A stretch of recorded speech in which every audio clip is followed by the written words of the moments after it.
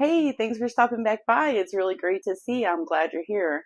I'm going to make some soup beans today for dinner, and I'm going to also make some fry bread. It's a recipe from my grandmother who was born and raised in Kentucky in the Appalachian Mountains.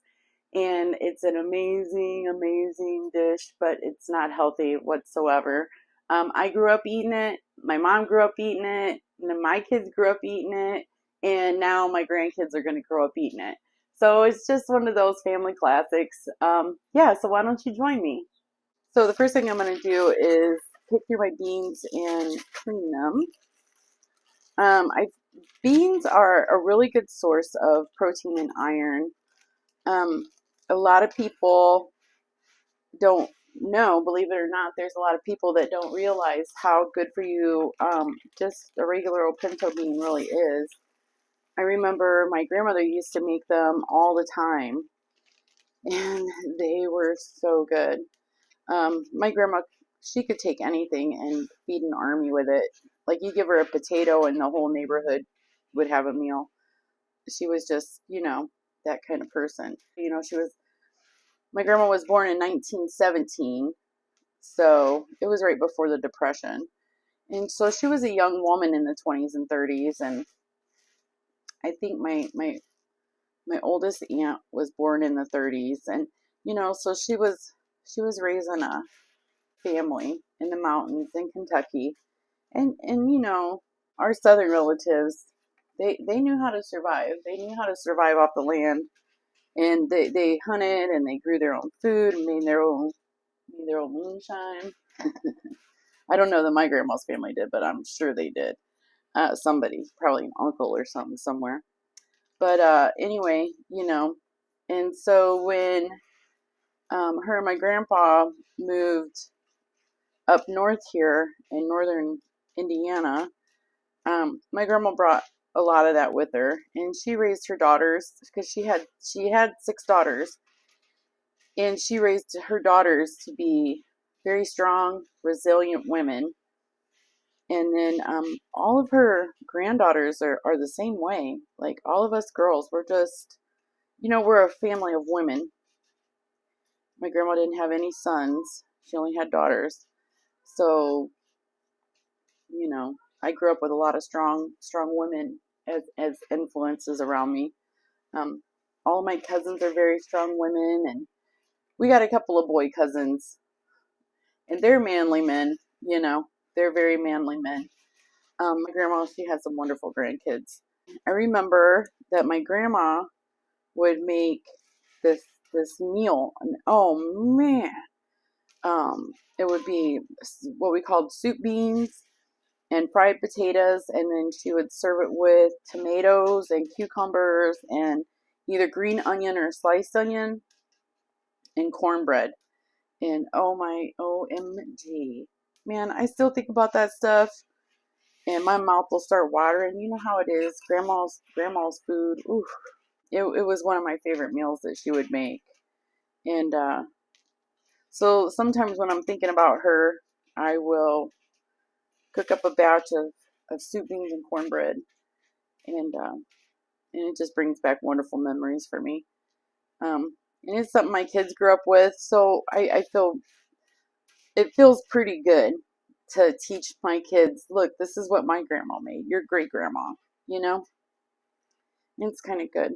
And the fry bread that she used to make is just. But my grandma, she gardened. She gardened all the time. She canned all of her vegetables, and she would make homemade grape jelly. And so she would make this fry bread, and then you smother it with that homemade grape jelly, and there's nothing that comes close to that deliciousness. Unfortunately, I don't know how to make jelly yet. I've tried a couple times, and it came out all right. Definitely not grandma's grape jelly. And the fry bread is something I learned how to make when I was really young, probably like 8 or 9 years old. I started making it myself. Um, she taught me how to make gravy. She said you can make gravy out of just about anything. So I've been making gravy since I was about 8 or 9 years old too. Um, so I just picked out all the ones, if you've never made beans before, you just pick out any of the ones that are cracked. And sometimes there's chunks of dirt in the bag of beans. Just anything that looks kind of funky, just pick it out. A lot of people will let their beans soak overnight, and then they take out any of the ones that float to the surface, because that's what causes, gas. But I don't know. Why are you going to take the fun out of eating beans, right? Now I'm just going to rinse them off real good. And it's just going to be a small pot. It's just for Vince and I. My kids, they don't live with me anymore. They're all grown and married and whatever. Just pour them in there. And then I got a package of bacon. And sometimes I use pork butt if I want to make it more of a meaty meal where the beans are kind of more like the side than the main dish. But today I want the beans to be the main dish. So I'm just going to cut this bacon in half because it's such a small pot.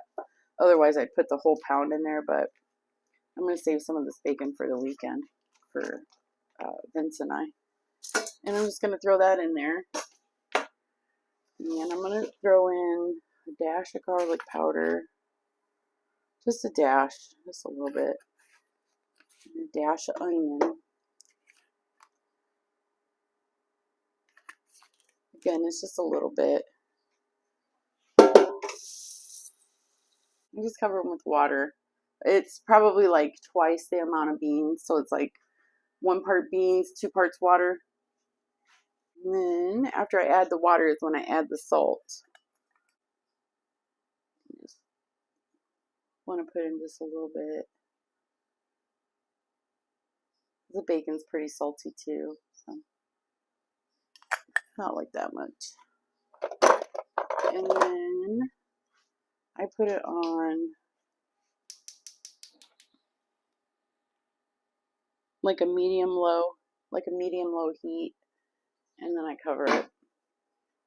And it takes about 3 hours for it to cook, give or take. You'll probably have to add more water as you're cooking it. So let's make some of this fry bread. Been waiting for this all day. Usually I like to use shortening for this. I would rather fry it in shortening than oil, but the prices, I went to the grocery store this morning and OMG, them prices were just ridiculous.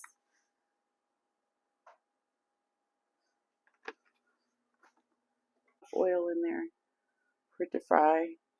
If you have cast iron, that's the best stuff to use. And then I got my metal spatula for my cast iron. Then what you want to do is get you some self-rising flour. But you can turn all-purpose flour into self-rising flour. There's a little recipe on the back. You just use baking soda and salt. What are you doing? What are you doing, weirdo? Just use a little baking soda and salt, and it'll turn all-purpose flour into self-rising. But I just went ahead and picked up a little bag of self-rising flour today, just for the purposes of this video. Again, this is probably, I bet you it's just some kind of mountain recipe, from back in the day. Who knows how old this recipe is. I figure it's probably pretty old. But you just do that.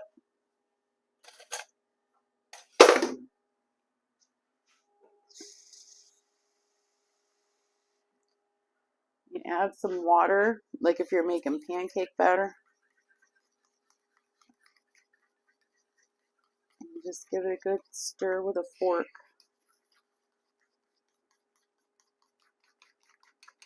Get all the lumps out.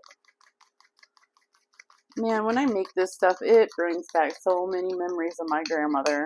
Let me tell you what. I miss that lady every single day of my life. She passed away when I was 16. And there's not a day that goes by that I don't think of her. She was a very special woman to me. And I loved her very much. Let's kind of thick and it kind of reminds me of like pancake batter. Cast iron is good and hot. I'm just going to move this oil around. Ooh, it's hot.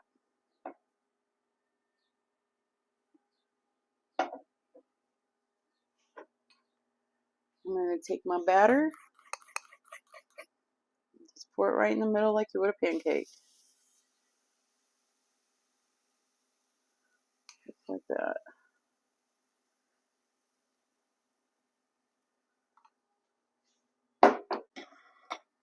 And then you just let it fry.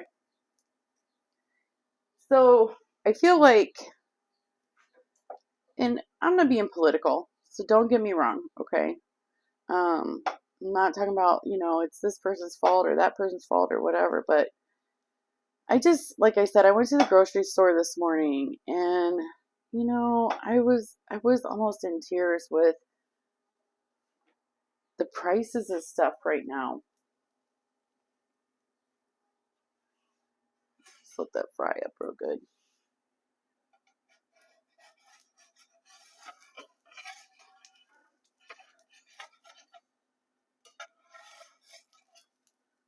It's just like a pancake. You want it to get nice and bubbly on top.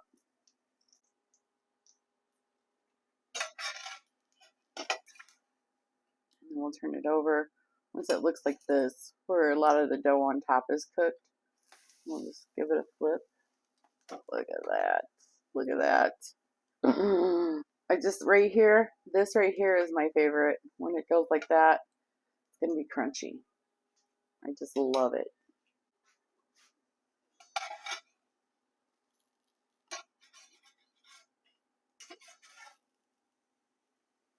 You want to make sure it stays in that oil because it's kind of like, I guess, like deep frying.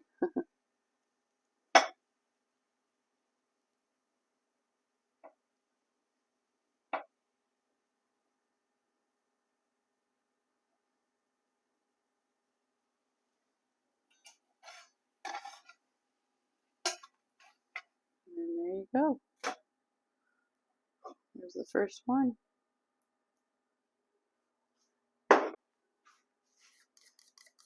Use up the rest of this batter.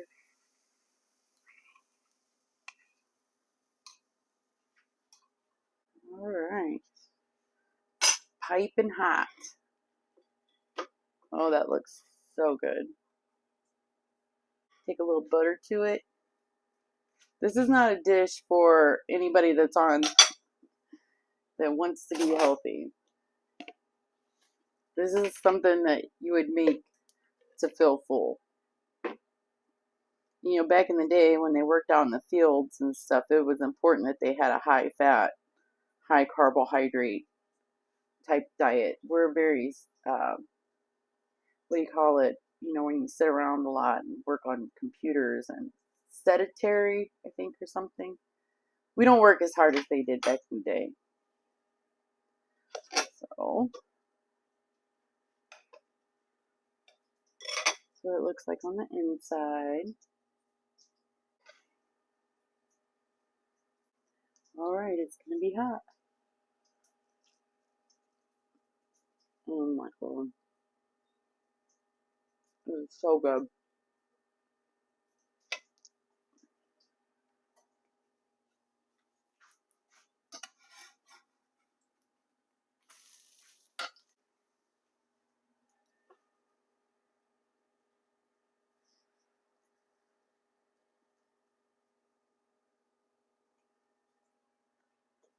This takes me back. This is so good. The nice little crisp along the edges. And the really soft middle. If you eat it plain, there's really no flavor to it. That's why you need the sweet jelly to give it that extra flavor. When my kids were little, I would put peanut butter on it for them. Sometimes my mom would use it as pancakes for me and my brother. And she would put a little a little honey and syrup on it. Man, this is so good.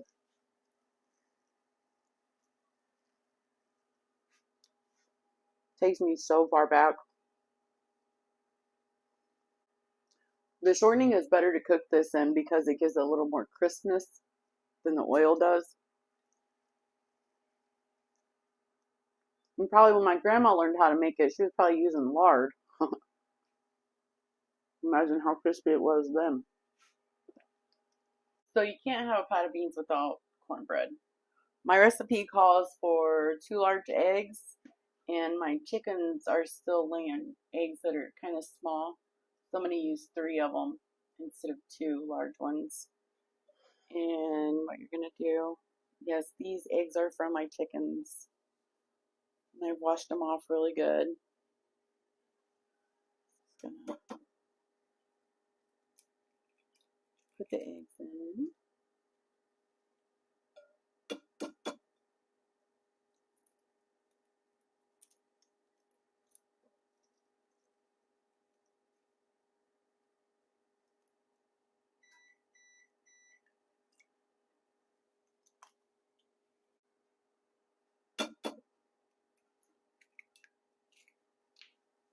This is what my eggs look like. See how orange them yolks are? Worth it, I tell ya. So we're just going to whisk them up really good. Get them nice and beat up. Then we're going to add a 1/4 cup of oil. Mix that in real good.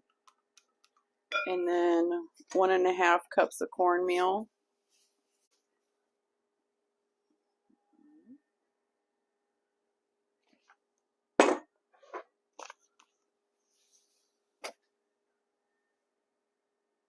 And then 1 cup of flour. 1 cup of, or I'm sorry, a 1/4 cup of sugar. And 1 cup of milk. I'm just going to mix all this together. You want it to look kind of like a cake batter.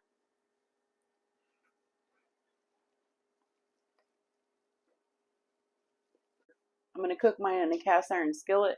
So I'm going to set the skillet in the oven for like about 5 minutes, and it's got a little tiny bit of oil in it.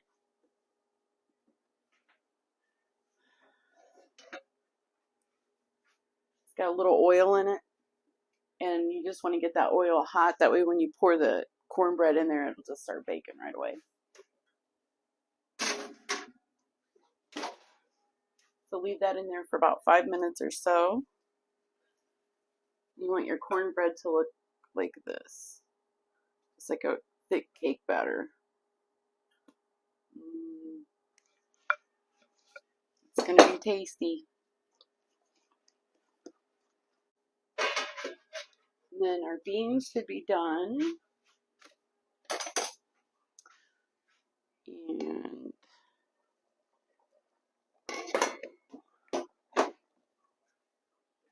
give them a good stir. And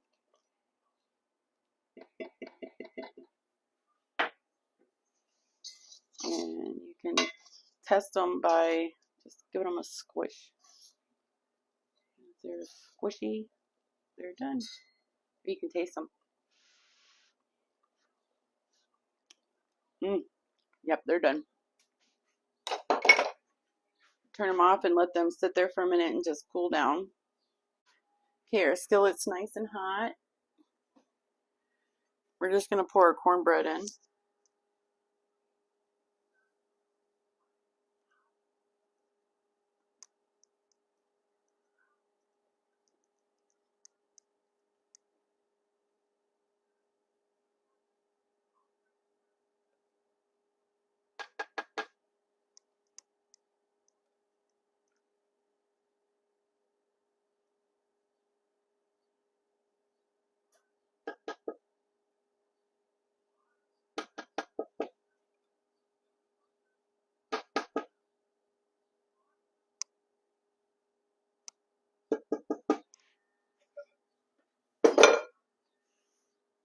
Smooth it out a little bit. And that's what it looks like. I'll put it in a 450-degree oven for about 20 to 25 minutes, or until a fork or toothpick in the center comes out clean.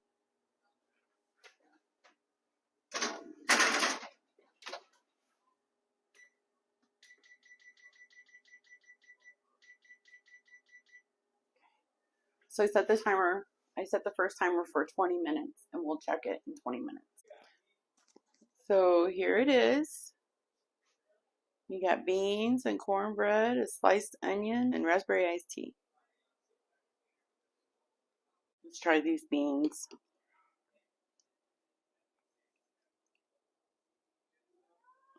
It's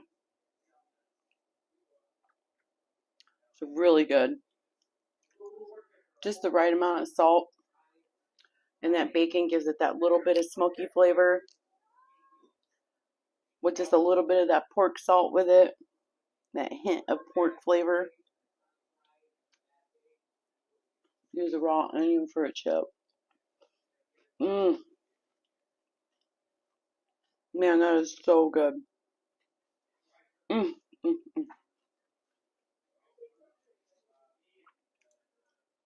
Oh my god.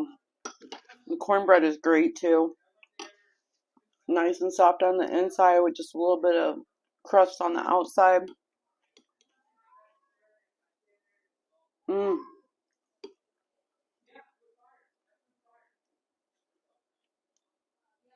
Really good. So delicious.